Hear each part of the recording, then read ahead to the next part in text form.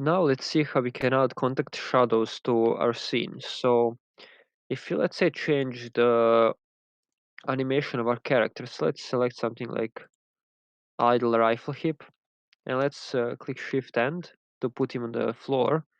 We can see that our character doesn't have really shadows under his legs. And before we do that, let's remove this annoying grid here. So if you click on Show, we can see this grid being checked, and if we click it, the grid will disappear. Now, as you can see that there is no shadow under his feet, and it looks kind of floaty. And we can change that by clicking on the directional light.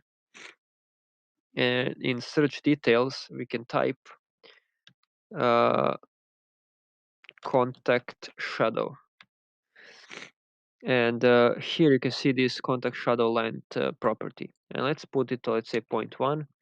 And as you can see, the contact shadow has been added. And this contact shadow is sharp and not too realistic, but it adds a lot of detail. And you don't need a really high number like 1 to get that detail. You would need something like 0.2 or 0.1. 0.1 actually seems pretty nice.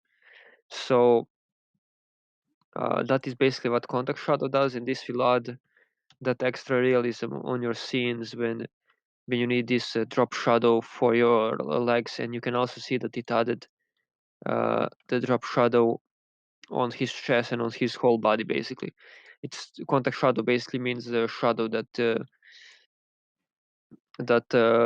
is created when two objects are really close, and this doesn't